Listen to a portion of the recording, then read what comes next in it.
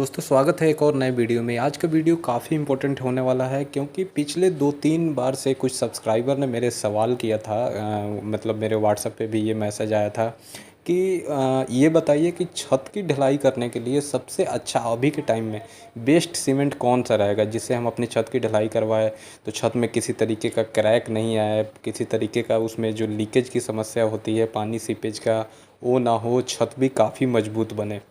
तो मैं इस वीडियो में पूरी डिटेल में कंप्लीट बताने वाला हूँ कि कौन सा सीमेंट आपको यूज करना है।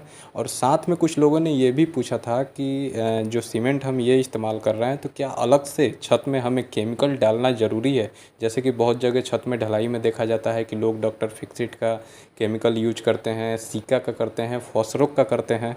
तो सब कुछ मैं डिटेल में बताने वाला हूँ, तो वीडियो एंड तक देखिएगा। दोस्तों वीडियो शुरू करने से पहले आपसे एक छोटी सी रिक्वेस्ट है कि वीडियो अच्छा लगे तो इसे लाइक और शेयर जरूर कीजिएगा, और चैनल पहली बार अगर आप वीडियो देख रहे हैं तो इसे सब्सक्राइब करके नोटिफिकेशन बेल को दबा दीजिएगा, ताकि जैसे ही मैं नई नई वीडियो डालूँ तो आपको सबसे पहले उसका नोटिफिकेशन मिल जाए।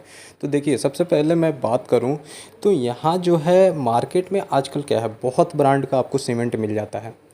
लेकिन मैं आपको यहाँ पे अभी कोई एक या दो सीमेंट का नाम नहीं बताने जा रहा हूँ। अभी पहले आप वीडियो देखिए, मैं आपको आगे इस वीडियो में बताऊँगा जो अपने एक्सपीरियंस के हिसाब से जो हमने छत डलवाया है, जहाँ जहाँ हमने काम कराया है वहाँ का क्या रिज़ल्ट मिला है, उस हिसाब से मैं आपको सीमेंट बताने वाला हूँ। तो पहले कुछ बातों को आपको समझना होगा, वो देख लेते हैं। देखिए, मार्केट में जैसे मैं बताया कि अलग अलग ब्रांड की बहुत सारी सीमेंट आजकल मिलती है, और सभी कंपनियां क्या होती है, ऐसी नहीं है कि वो ख़राब सीमेंट बनाती है। सभी कंपनियां का सीमेंट बनाने का अपने उसके वहाँ फैक्ट्री में अलग अलग स्पेसिफिकेशन होता है, और बहुत ही अच्छे ग्रेड से सीमेंट को तैयार किया जाता है ताकि उनका मार्केट बने, वहाँ से कोई शिकायत नहीं मिले। अगर मान लीजिए कहीं से शिकायत मिलता है तो फिर वो कंपनी का सीमेंट चलेगा कैसे। तो उस हिसाब से वो कंपनियाँ कोशिश करती है कि अच्छा से अच्छा सीमेंट बनाई जाए, तो वो इस हिसाब से सीमेंट को तैयार करती हैं। तो लगभग देखा जाए तो सभी सीमेंट अच्छी होती है।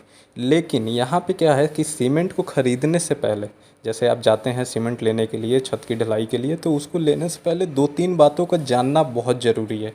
सबसे पहली बात ये होती है कि आपको ये जानना चाहिए कि सीमेंट जो है हम किस ग्रेड का लें और कितने टाइप का सीमेंट होता है। तो देखिए, सीमेंट जनरली ओपीसी और पीपीसी, ओपीसी यानी कि ऑर्डिनरी पोर्टलैंड सीमेंट और पीपीसी यानी पोर्टलैंड पोज़ोलाना सीमेंट, यही दोनों सीमेंट छत के लिए सबसे ज़्यादा यूज होता है। ठीक है। और इसमें क्या होता है कि इसमें भी अब ग्रेड होती है, जैसे कि 33 ग्रेड, 43 ग्रेड, 53 ग्रेड। जो सबसे अच्छी ग्रेड जो सीमेंट यूज करनी है वो आपको 53 यानी 53 ग्रेड का सीमेंट यूज करना है। अब आप कहेंगे कि 53 ग्रेड का सीमेंट फिर हम ओपीसी या पीपीसी कौन सा लें। तो देखिए, सबसे पहले मैं बता दूं कि अगर ओपीसी आपके यहाँ मिलता है तो आप ओपीसी ले लें, उससे छत करा दें। लेकिन ज़्यादातर आजकल देखा जाता है कि मार्केटों में ओपीसी सीमेंट बंद है, बड़े बड़े फैक्ट्रियों में जाता है, हमें तो दूर दूर तक मिलता नहीं है। आज तक हमें भी नहीं मिला, मैं भी कुछ एक दो बड़ी साइटें कर चुका हूँ लेकिन वहाँ मिला भी नहीं। तो इसलिए ज़्यादातर पीपीसी सीमेंट ही हमें मार्केट में मिल जाता है। तो पीपीसी सीमेंट में ही आपको जो 53 ग्रेड का पीपीसी सीमेंट है वही इस्तेमाल करना है। और अभी देखिए, एक और चीज़ बता दे रहा हूँ, अभी तो इतनी तेज़ गर्मी पड़ रही है, अगर आप ओपीसी अगर आपको मिल भी जाता है, आप ढालते हैं, उससे छत की ढलाई कर देते हैं, अगर उसका छत का प्रॉपर ध्यान नहीं रखते हैं, इतना जल्दी क्रैक आएगा, इतना उसमें लीकेज या सीपेज की समस्या हो जाएगी कि आप उससे परेशान हो जाएंगे। तो आप ओपीसी अपने दिमाग से हटा दें, पीपीसी 53 ग्रेड का जो सीमेंट है वो यूज कर ले, वो सबसे बेहतर रहेगा आपके लिए। पीपीसी सीमेंट जब आप यूज करेंगे और तराई का उसमें अच्छे से ध्यान रखेंगे तो कहीं उसमें क्रैक की समस्या नहीं आएगी। अब जैसे एक छोटा सा एग्जांपल दे दूं आपको, तो जो रेलवे पे हम लोग जब पटरी पे ये आप देख रहे हैं जो पत्थर, ये स्लीपर बीच बीच में आपको दिख रहा है कि वाइट कलर का ये बिछाया गया है, दो हमारे जो ये ट्रैक है उसके नीचे। तो आप देखिए कि उतना भारी रेल चल रही है, उस पर ट्रेन चल रही है, उतना वाइब्रेशन होता है, फिर भी ये उसको लोड को झेल लेता है। तो फिर हमारा छत कितना लोड है उस पर, क्या वो कितना उस पर वाइब्रेशन आना है। तो इसीलिए पीपीसी 53 ग्रेड बहुत अच्छा होता है छत के लिए।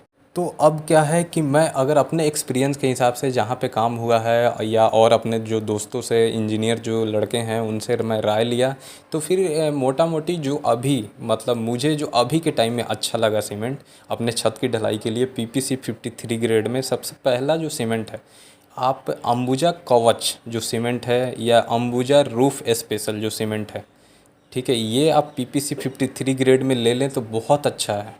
ठीक है। दूसरी बात कि अगर मान लीजिए अंबुजा आपके को यहाँ नहीं मिलता है, तो आप वहाँ पे एसीसी गोल्ड वाटर सील्ड जो सीमेंट आती है, या फिर ACC concrete plus extra strong जो सीमेंट आती है, ये भी पीपीसी 53 ग्रेड में मिल जाती है। ये सीमेंट भी काफ़ी अच्छी है छत के लिए। उसके बाद फिर आप जो एक और सीमेंट है पीएससी में, ठीक है, पोर्टलैंड स्लैग सीमेंट होती है, पीपीसी से थोड़ा सा हट के है लेकिन काम लगभग वैसा ही होता है पीपीसी की तरह। तो इसमें आप अल्ट्राटेक प्रीमियम यूज कर सकते हैं, ये भी छत के लिए काफ़ी अच्छा सीमेंट है। तो ये लगभग जो मैं आपको सीमेंट बताया, ये 3 से 4 सीमेंट यही यूज करें। इसका मार्केट जो रेट है लगभग आपको 450 से 460-70 रुपये तक आपको मार्केट में ये एक बोरी मिल जाती है। अब बात कर ले कि जैसे कि मैं बताया था कि लोग सवाल कर रहे थे कि केमिकल हमें इस्तेमाल करना चाहिए कि नहीं अपने छत में।